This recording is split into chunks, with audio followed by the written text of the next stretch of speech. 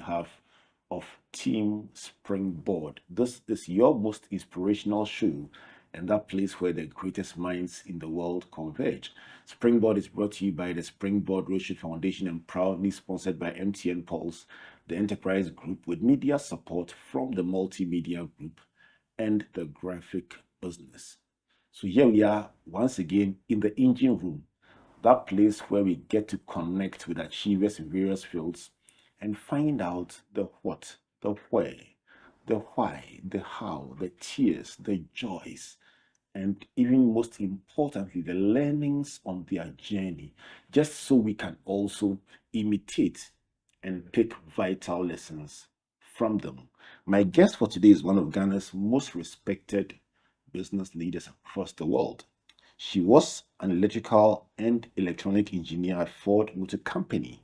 Then she joined the Royal Bank of Scotland before switching to the telecoms industry in 2008. Lucy worked in business development, sales, distribution, and marketing. She must tell us that story about Serioso. Very, very important addition. He was appointed head of strategy and planning at Vodafone's Ghana subsidiary and went on to become CEO of Airtel Ghana, the first woman to hold that office as CEO of a telecom company in Ghana.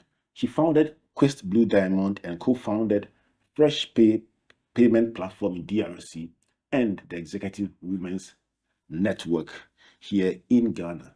Lucy is in high demand as a keynote speaker in conferences across the world and is a big friend of Comfort and I. Lucy Quist, welcome to Springboard. Thank you very much for having me. Always good to see you. Yeah, very, very good to see you. You look well, Thank as you. always. Thank you. And Learning fresh. every day. Yes. And it's beautiful to come together once again to reflect on what has been happening in the past few weeks. Thanks for that great conference a while ago, the Bold New Normal Conference. How did it go? It went really well. It was on the 21st of October. It was awesome. It was an awesome conference. When I talk about the turnout, we had hundreds of people.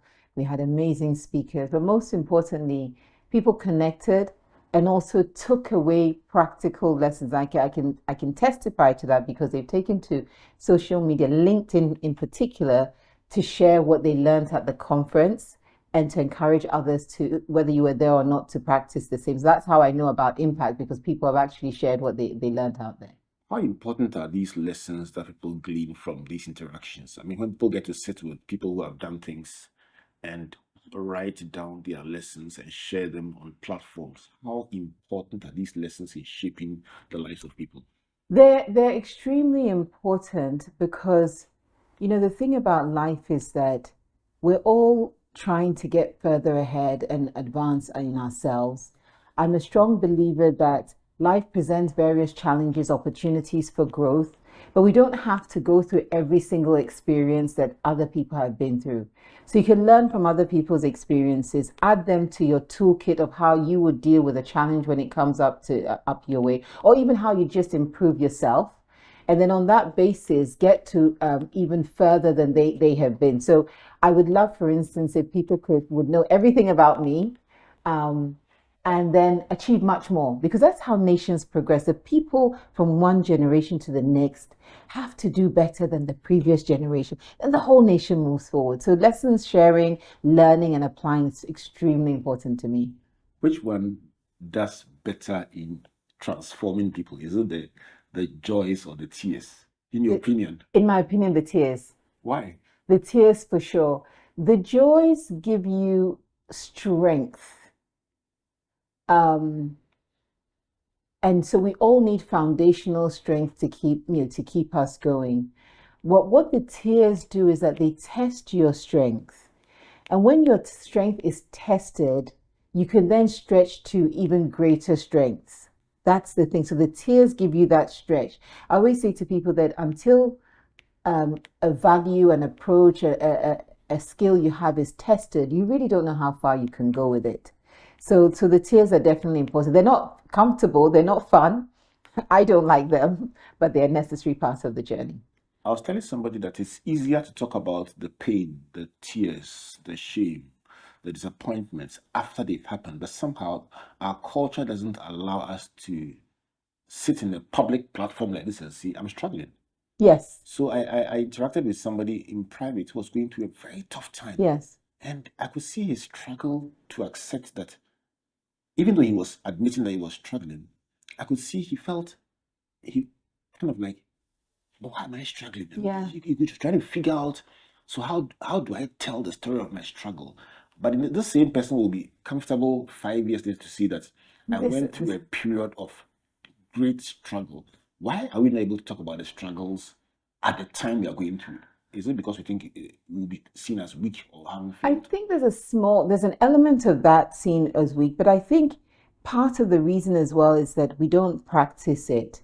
So, for instance, at the Bold New Normal conference on the 21st of October, the master class is in the afternoon, and it's really about people working on themselves. So they don't just come to hear speeches. And one of the exercises I got people to do was to talk about challenges. And first, I got them to talk about challenges that when you ask people about challenges, because of what you just described, they will talk about external challenges. Oh, the lights went off. Oh, this happened. Oh, this didn't. So once they had dealt with that, I asked them a second question. I said, I want you to think about personal challenges, challenges that you are experiencing, internal to you, not the externalities. And after I got them to do that, I then said, turn to the person next to you, just the two of you, and have a discussion about your challenges. Share them with them. And if you two can come up with solutions, fine, but at least talk to the other person about it.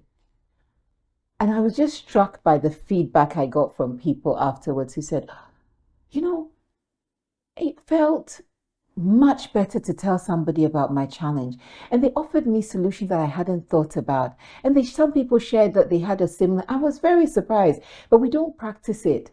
So in that short time that they had with other people, people actually found it valuable to share their current challenge in real time and to hear from other people. But it's not something we typically practice. And so we're worried that if I come to you with a challenge, maybe you think I'm not as great as you think I am, or I'm not as perfect as you think I am, forgetting that I'm human. And so I will have challenges. So I really encourage people. Sometimes it's not about telling the whole world, maybe that one person you have, but have somebody, at least one, that you can tell your challenge to. If you can tell more people and share with them, that's even better. But I feel that's a journey of maturity that you'll get to. Start with one. I'll come back to the humanity of each and every one of us. But let me go to this book that I read. What year was this? It was published in 2019. Okay, so 4 years ago, Yes. I had the honor of being at the lounge and standing next to Cesar Oh, and praying over the launch. and praying over this book. Yeah. And looking back, it's been a phenomenal success. But help us to appreciate first why you wrote this book and how it transitioned from a book into a conference, and if I may say so, a movement. Yes. Bold. What exactly is it? I am a strong believer in ordered self. So let me put it out there. I'm a practicing Bible believing Christian. Like this is foundational. So if I say things, people need to understand the context in which I say them. And the idea of writing a book, I now realize it's like you said, it's always easier to look back. The idea of writing a book actually is a seed sown by my father, who we lost last year, unfortunately. But the first two big book he bought for me, because you always buy your children books, but you buy age appropriate books. When I was about 8 years old, he bought me the book of Shehu Shagari's life, who was the first president of Nigeria. Now when I think about it, and I still have the book, it's old and tired and tatty, but it's there. And he saw this idea. He talked to me about how, you'd write books or people write about you as an 8-year-old. I remember in 2010, and then again, I only remember because I went back to look, writing in my things I'd like to do. I'd written in that I'd like to write a book. So that's 9 years before the book, even from my own writing and from my childhood to now. But I think the biggest thing that struck me was that in the build up to me moving into telecoms in 2008, I was working abroad, and one of my big drivers of searching for a job and eventually finding a job to move to Ghana was I wanted to be part of the work we need to do to change our outcomes, to change our country, to change our continent. And then I didn't have the language for it, but I knew I wanted to be part of it. So that's why I was so desperate. It took me 3 years to find a job, but I did. I was working, but I was still looking. 3 years into 2008. Um, and I came and I realized that I was actually ill-equipped for the change I wanted to be part of because I hadn't understood the fact that you need not just skill, knowledge, and ability, but you need contextual knowledge, contextual appreciation to be part of a change. Change comes from the inside out, not outside, not by you showing up and saying, I know all these wonderful things, so people should do it. So that was the genesis of my journey. I joined Airtel in 2014. And in that year, more young people started coming to me than even before, asking for guidance, mentoring, and so on. And then that's when I took to social media because I'm an engineer, so I think scale, and I decided that social media was a good way to reach a large number of people at the same time. And I tell you this because it actually formed the foundation of what would become the book. Because the things I used to talk about around change, around leadership, and so it's the foundational material that went into the book. So in 2016, I got invited to deliver a TED talk at TEDx Houston. So TEDx Houston is the same place that, Komla Dumont did his great TED talk. Chimamanda Ngozi Adichie did her the danger of a single story. So I knew this was an important place, and I was like, Lucy, you have 18 minutes. What are you going to tell the world that you're thinking? And my team was very gracious, and they helped me, fine tune my ideas. But I decided I wanted to talk about how we create a new normal for Ghana and for Africa. But then in preparing and in putting all the material together, and as the talk was delivered, the organizers of the talk said, you use the word bold so many times. We think what you're referring to, you think this has to be. But I said, absolutely. And so that's how the name, the Bold New Normal, was born in 2016. And that would eventually evolve into, because I realized that even though I had written and there was a lot of material out there, how do you consolidate your thoughts so that someone can pick all those thoughts up and get a perspective end to end in terms of what you're thinking about how we create the change that we want to see to create an Africa, a Ghana where we have outcomes that favor us, outcomes that allow us to prosper, outcomes that allow us to thrive, just to realize our God-given potential right where God has placed us. And that's what the Bold New Normal is about. For the benefit of anyone who may not have heard you detail the Africa that you want, let me look at the byline of the book. Creating the Africa where everyone prospers. If you got TED Talk was 18 minutes. Yes. If you got 2 minutes to capture what's the Africa that Lucy Quist wants to see looks like. Yeah. So here is the precondition that I base on. I believe that our continent is awash with people with great ability, great skill, and great ambition. So fundamentally, what our people lack is opportunity. And opportunity comes by creating the right environment. But, the thing that makes it a circular argument is that it is the same people that need to create the opportunity as well. So people need opportunity, but it's human beings who have to create opportunity. So the Africa where everybody prospers is an Africa where, as a human being, you have the right set of opportunities that allow you to thrive and realize the best of your potential. So I'm very clear to people that prosperity isn't about, I think everyone should become a millionaire. Prosperity is how you prosper as a human being, how you do well. Foundationally, we need to shift our mindsets and our thinking.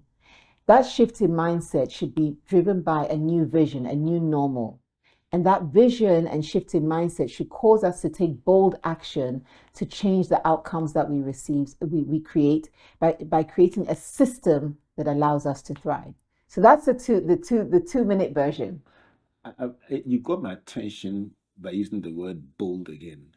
And like the organizers of the TED Talk, let me ask you, for you to keep using the word bold, I guess it presupposes that you think that we sometimes are not bold enough. We're definitely not bold enough at all. Let's talk about that.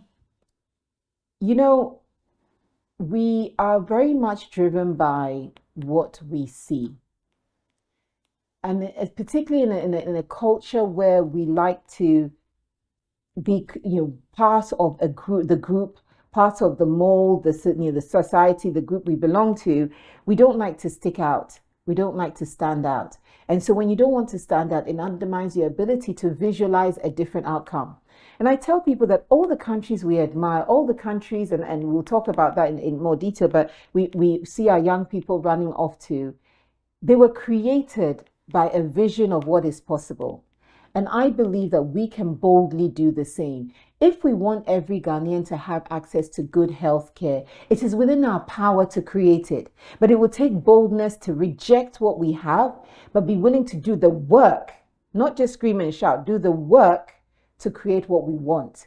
That creates boldness, because if I come to you and I say, every Ghanaian child should be able to see a doctor whenever they need to see one. That's a bold statement, because someone will throw at me the statistics, the numbers, the lack of hospital, the lack of access, trained healthcare, all those are there. But the bold is a statement of vision.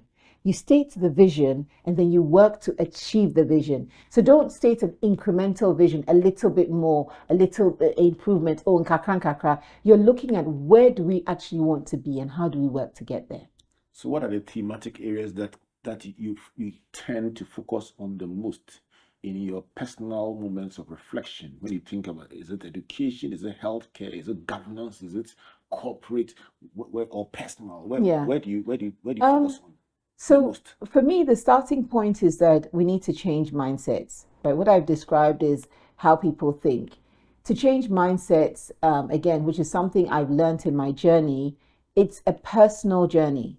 You change the mindsets of individuals, which then leads to a change in the collective mindset and consciousness. So there's the individual. So that's sort of very tangibly, and through my work, I like to focus on the individual's transformation and change.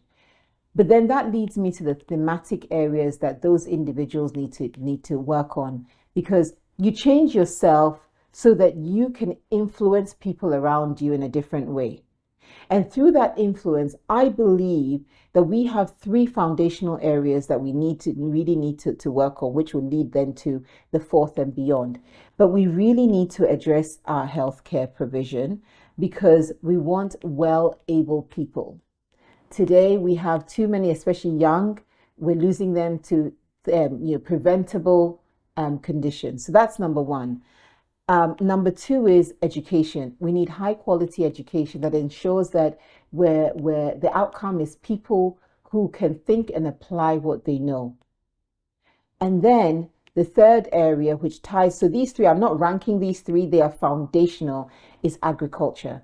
We need to feed ourselves. We need to get to a point where we have a country where when people wake up in the morning, they're not worried about food to eat. Now, these three things are really basic human needs.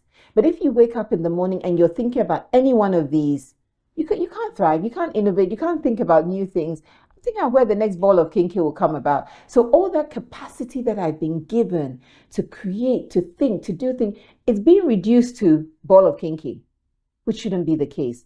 So we focus on the human being. We convince the human being to work on the three foundational areas, which will eventually, inevitably mean that we will have more jobs created, more people doing. And if you fix the mindset, I promise you, governance and all those areas will be fixed.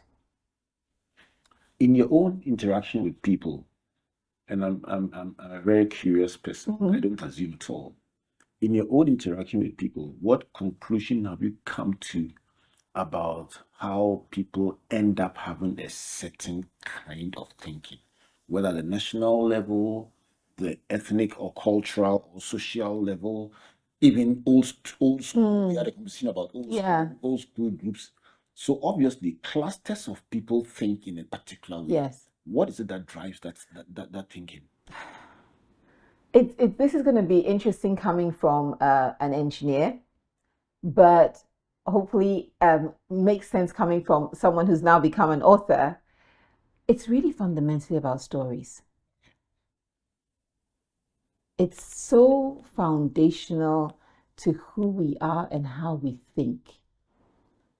And that whether that's a story that you're told about yourself nationally, Whether the story you're told about yourself based on the school you're in, whether it's a story you're told based on the family you belong to, it's about stories. Because those are the things that stick. I always remind people that, there's a reason why most of Jesus's teachings were actually stories. And we remember those stories.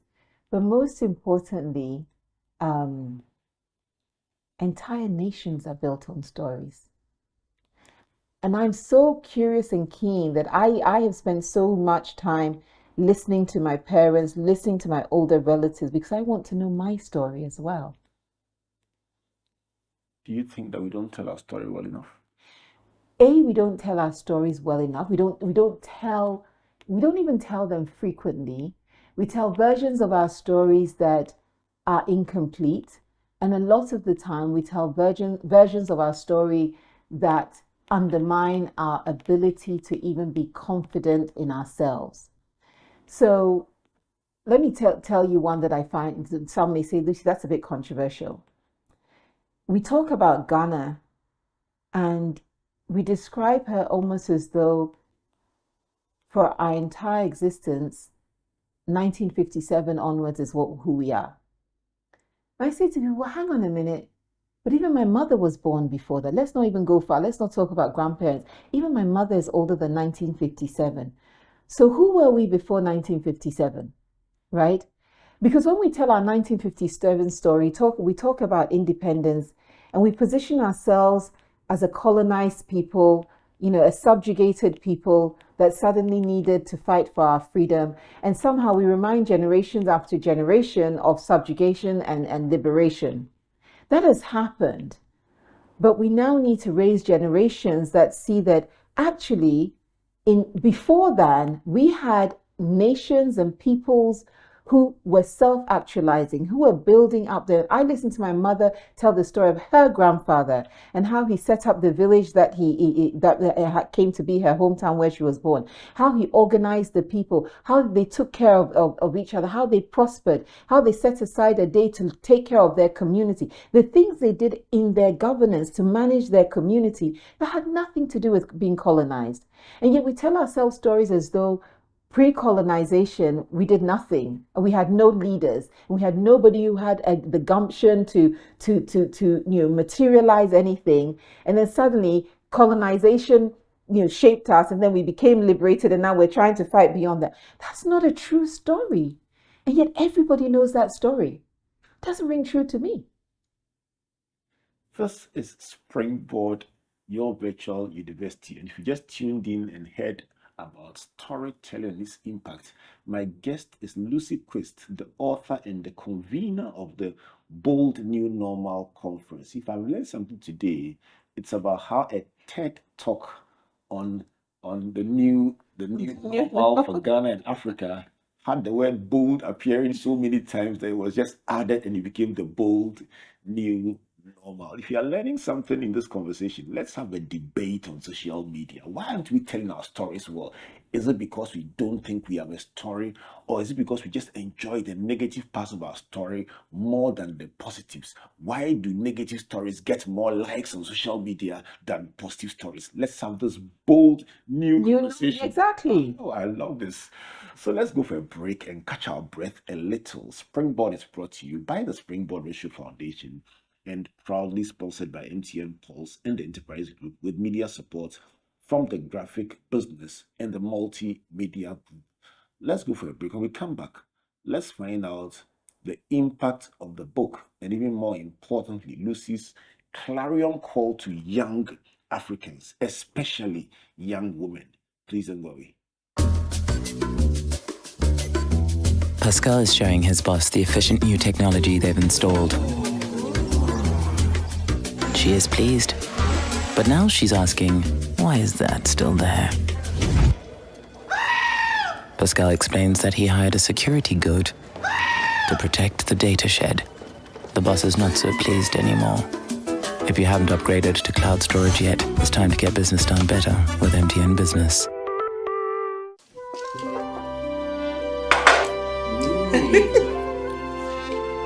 Well, now that we're all here, I want to start by saying what a difficult year it has been for all of us. But then there's also a lot to be grateful for.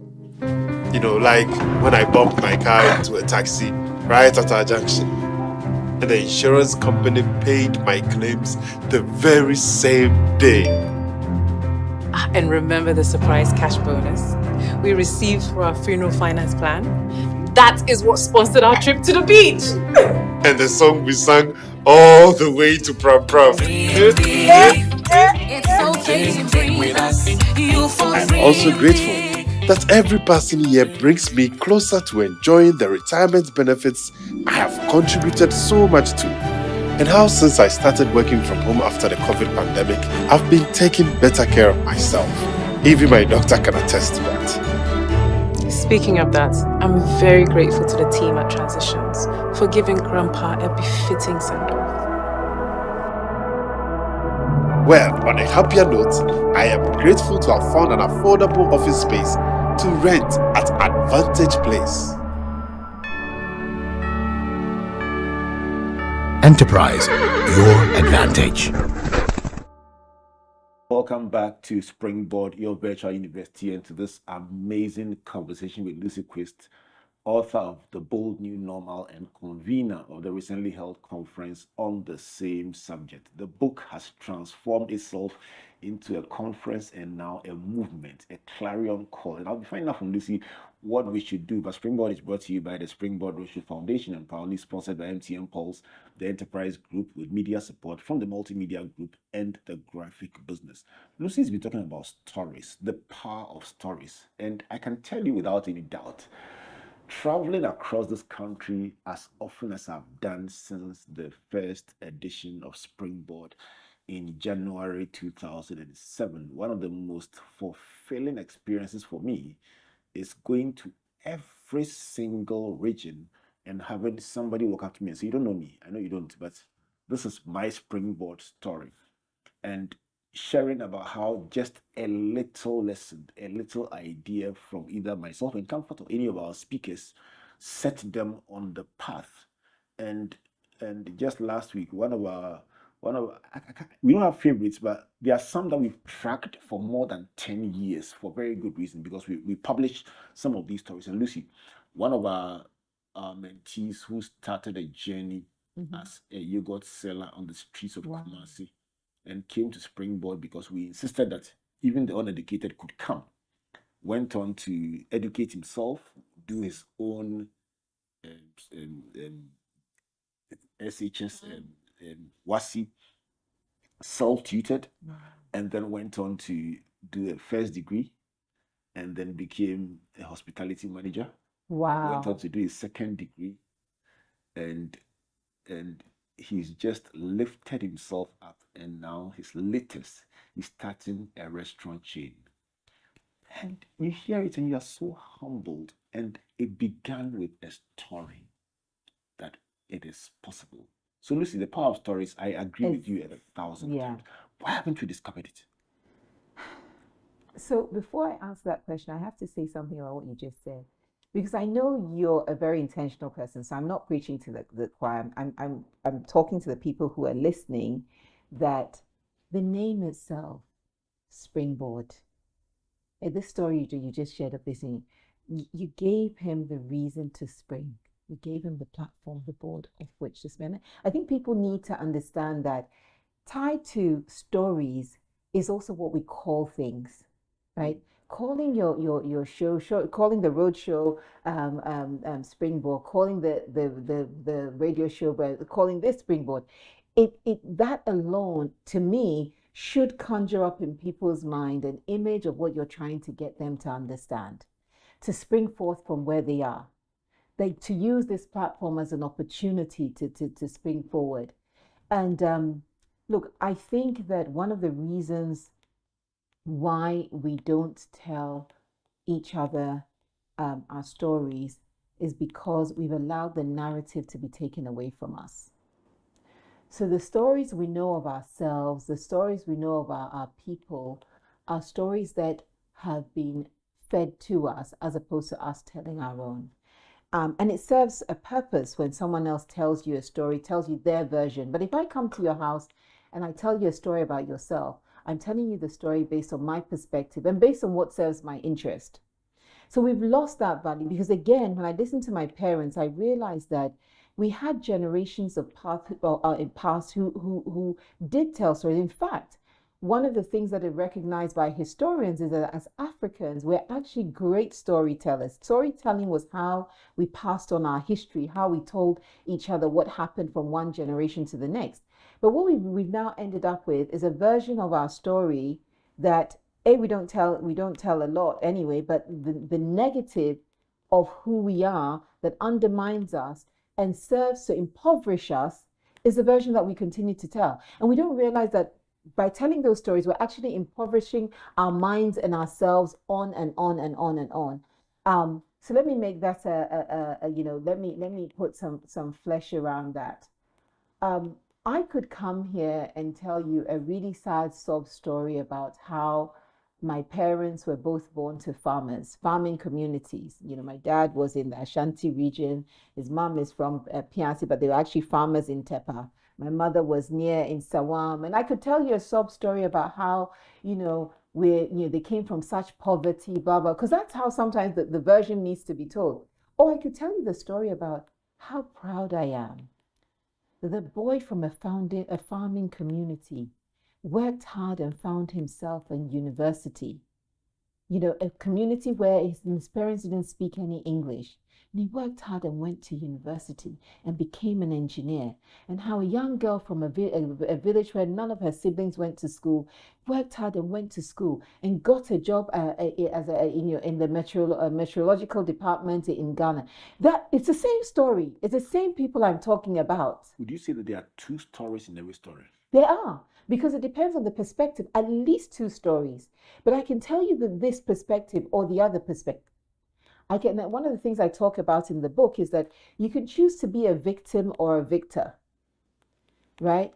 I can tell you the victim story that says, oh, look, woe is me. And so these poor people, now I'm their child. And so when I started, we didn't have anything. Or I can tell you, wow, I am so proud of these people. And if I look at those journeys, and this is my honest truth, when I look at their journeys, where they had started from and where they got to, I haven't done anything. You know what? You're an engineer.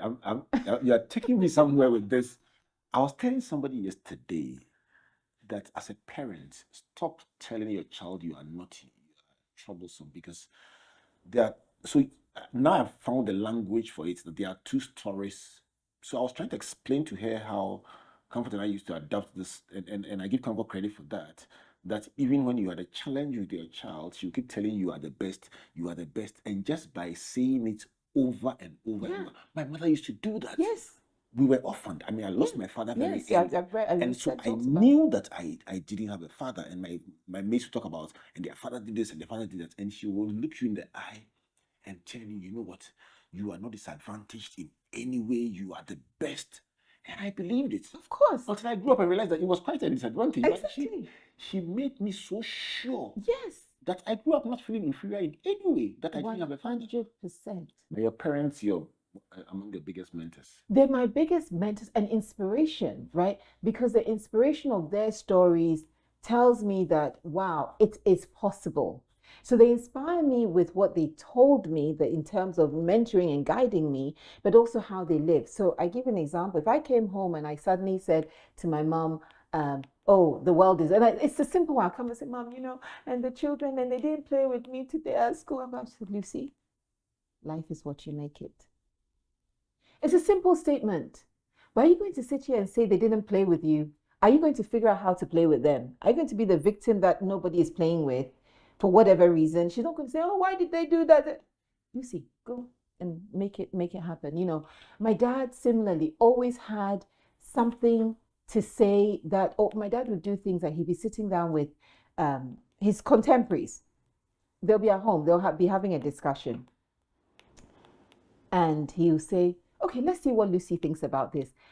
I'm a child. When I say child, I'm talking child, under 10, like really young. So let's see what Lucy says about it. Now, when I think about it, I think there's a high chance that most of the time what I said was not didn't add as much to the discussion given my age. But every single affirm what you see. So he was giving me a voice. He was allowing me to use my voice, right? In a subtle way. He didn't say, go and use your voice. In his moments, he would say, what do you think? And so in my mind, there's a programming that says, you also have a story to tell. You also have something to say. You have a perspective. It matters. I want to hear it. So you asked me earlier on about, how this lands. How this lands is that you create a different system. So again, this is engineer thinking, but the outcomes we see are the products of the system that we have. And systems have processes, so many things go into a system. So if we want to really prosper, that system has to change. That child who has less than, just because they have economically less than, that doesn't mean that they are shortchanging ability. Their aspiration should not be driven by what they see around them. Their aspiration should be beyond what they can see. And that system around them has to encourage them. So I give you, another practical example. When I was at Airtel, we started a connected schools program. So, I am big on advocating for STEM participation. We started connected classrooms. So we had children in one school. And think about it. This story I'm telling you is Greater Accra. It's not even a village far flung. So half of the team and I were sitting at a school in La Wales, and then the other half was at a school in Matahiko. And we went to their science club, and they had a connected classroom where they could see each other on video and have discussions about what they're doing in their various clubs. On the other side, this is JHS. On the other side, the science teacher responsible for the children said to my team, learning computer at this age, where others have started learning in nursery, you are challenging the notion of, and you're their teacher. So you're telling them a story of they are too young to be engaged in computer studies. And yet just 2 days ago, I had a group of young people in my house telling me that there are people in universities who don't know how to use a computer. In a world where everything is technologically driven. And we will turn around and say, oh, these young people, they're not serious. But we've told them a story from young that it's not for them. And then they come to the workplace and we wonder why they can't deliver. The stories matter. It does, Lucy. It does. So the formula, for anyone who's listening, since I'm with an engineer, let me pretend to be intelligent. You're very The formula about the two stories in one, Lucy is saying that there are actually two stories in every story, and both stories are true. And the story you choose determines your mindset, and your mindset determines your actions. Yes. And your actions determine your outcomes. I'm going to plot this on social media. I'm going to plot an arithmetic formula out of this one. I love it. I'll join the debate. I love it. It's interesting how when you're able to graphically present a concept, it can generate quality conversation. I think that people have the appetite for the right kind of knowledge and the right kind of conversation if we can contextualize it to touch their reality. You are so right. If you had the whole nation listening to you, what must we do differently? In the book of Acts, they say, what must I do to be saved? So what must we do differently? I wrote an article a few months, and I think it was last year. It was for a Nigerian publication. And one of the questions they asked me for they said something like, if I had $1 billion, what would I spend it on? Sounds nice. In line with the things because I was talking in line with the bold, when I said, if I had $1 billion, I would invest in a communication and change campaign for the entire continent of Africa. Maybe $1 billion is too little, but that's where my focus would be. That would be persistent and consistent. So what we need to do differently in this storytelling journey that we are on, we're already on it. Several of us are participants. You've been at it for a very long time. People like myself have joined in. We need to be persistent and consistent in telling those stories about ourselves that reinforce the idea that we already have what it takes to self-actualize. This is number one. The number two thing we need to do, which goes beyond, so number one is about shifting mindsets. Number two, which is about a process and a process orientation, so more practical and tangible, is that we don't talk enough about how we manage the change, how we execute the change we want to see. So the number two thing we need to do is manage change. Every single time we say to ourselves, for instance, we're going to vote a new government and everything's going to change. How? How? So we want things to change. How are we managing that change? It's a process. The stories I've told you today, we can tell them as stories, but effectively they involved managing changes in people's lives to get from A to B. We don't talk about that, but there's a practicality to the change that we want on our continent and in our country, which is process oriented, that we don't manage. Is your engineering mind a big influence in how you approach everything? It's a huge influence. And I say to people all the time that whatever foundational instruction you have, it's important, right? It's extremely important. So if you read my book, you can feel the structure and the constructs, because everything I'm writing, I'm thinking, how does this add up? How does this actually connect? How does it actually produce something as opposed to just words? So I think engineering has had a huge influence on me, but it's my dad. Again, back to the story. My dad never said to me directly, go and be an engineer. He showed me, because it's what he knew. So when he's fixing something, he'll say, Lucy, go and bring the toolbox. When he's doing so, Lucy, do this. When I moved into my first flat, I fixed the windows, I measured the curtain, I did it all myself, right? I'm an electrical and electronic engineer, but you're taught the basics of all engineering. Okay, my pocket is light. It would be nice to, but actually, this is a fun experience. You buy the thing, you fix it. So it's about thinking about a You're process. still smiling as you're talking about it. You enjoyed it, didn't you? I enjoyed it. Do you enjoy life? I do. I do enjoy life. I enjoy, of course, there's a fun aspects of life, but I enjoy the opportunity to see things improve and change, especially for people. I really enjoy that. Especially the young people that I've come across who have had, some of them through some of my influence, some of them through their own journeys. I mean, now we contribute to people's journey, but I love to see things get better. What's in this for you? It took me a while to find the right words for this, because the fundamental drive, and you probably, people are going to hear me talk about my parents so much and think, really, they must be like angels. They're not. They're human. But when I was very little, I'm talking nursery age, nursery kindergarten age, my school reports that my parents got, and they talked to me about it, would say that Lucy would finish her work and go and help the other children do their work. And I processed that a lot, and I realized, I thought, okay, you're not special, you're Lucy. So where did this come from? I took a step back and I realized that actually I learned it at home. So my parents always had people coming and going. They're always giving to someone, going out of their way. You guys are talking about parenthood. It's really important. Everybody has, if that is the key to socializing people well, let's explore it. It's foundational. And I read, one of the things we used to be cross with my dad about, like, but we don't have a lot of money, and then this person will come and then you give them this and give them that. But it became a learned behavior. You're teaching your children values, and they're learning the values by watching you, not by what you're telling them.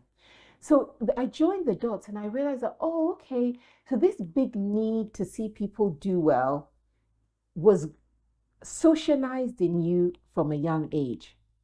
And so that's my number one big driver, that I do think it's possible for others to do well, and I want them to do well. as I've gotten older, I've added a practical aspect to it, which is, you know, it's easy for me to say, oh, quote unquote, not quote unquote, but I've got my life in hand. I know what I'm doing and other. But there'll be a time when I'm old woman Lucy.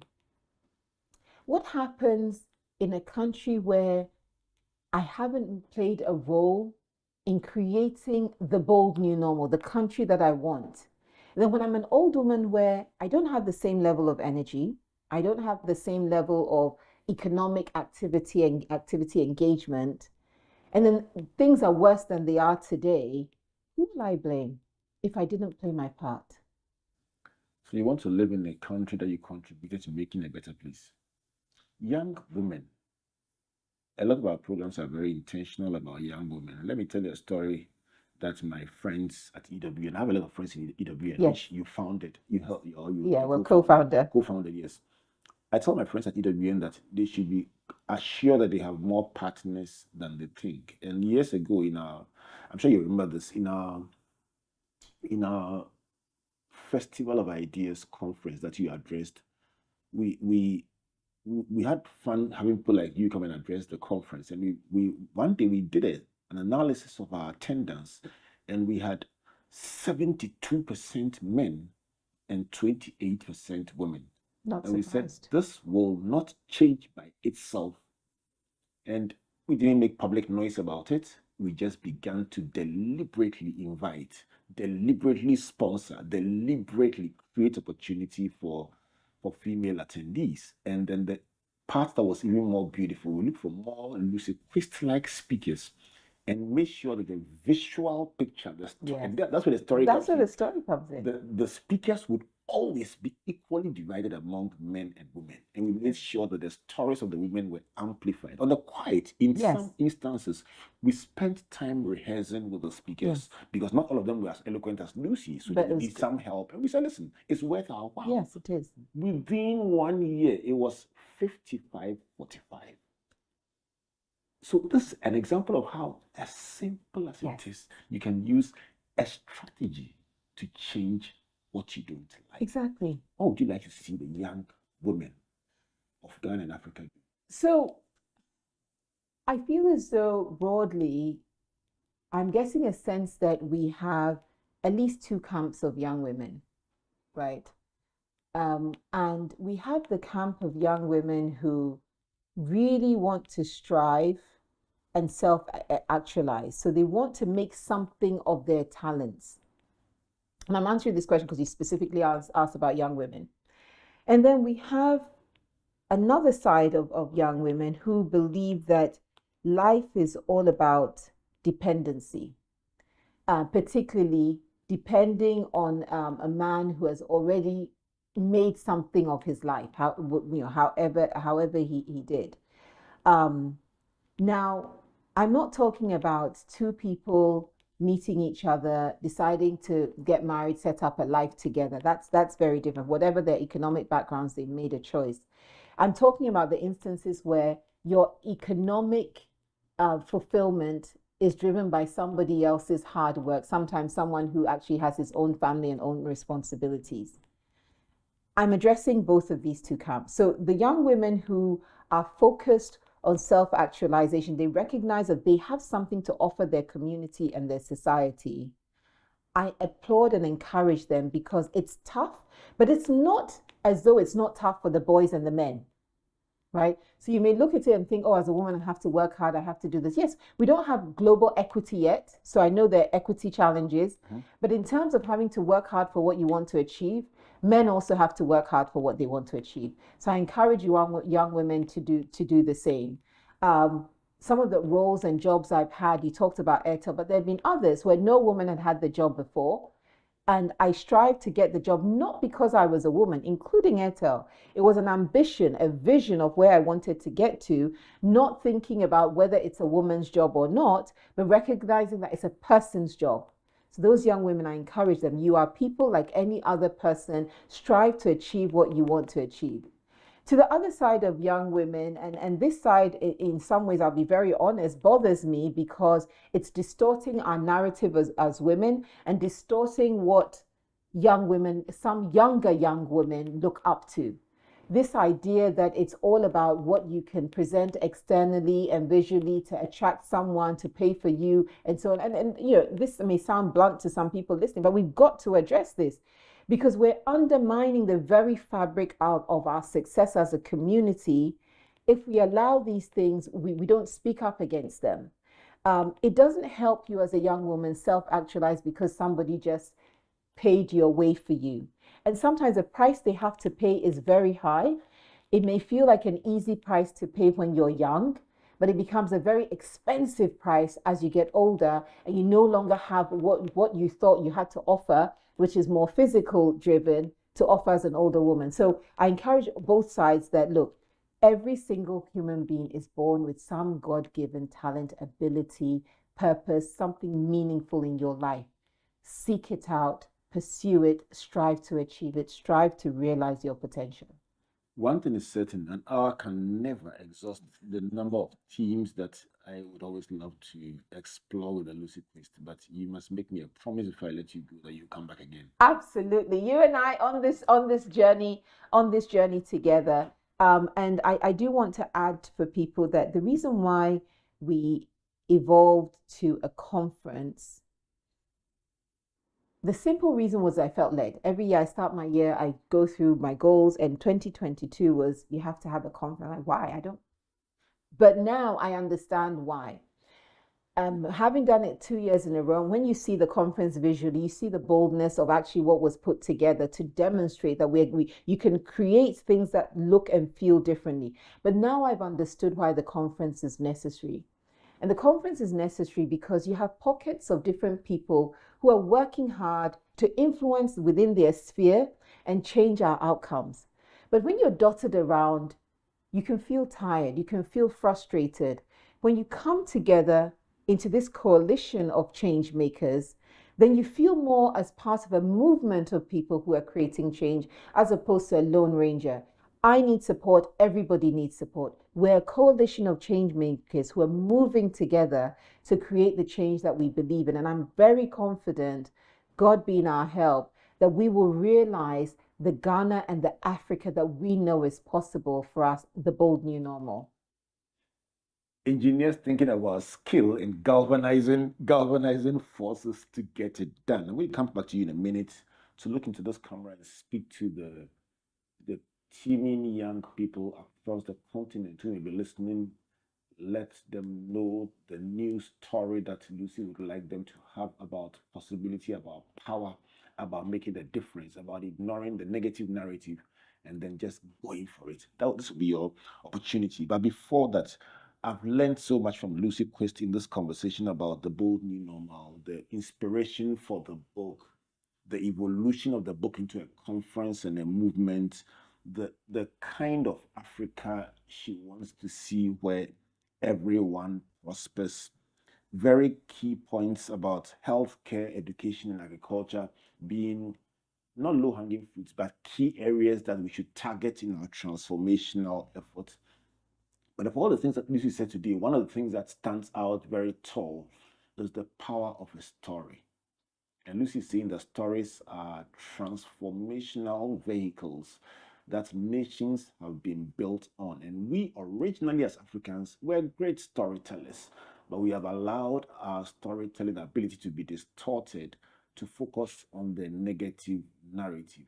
The formula that we have come out with today is that there are two stories in every story, and both stories are true. And depending on which story you choose to tell, that story determines your mindset, which determines your actions, and that determines your outcomes.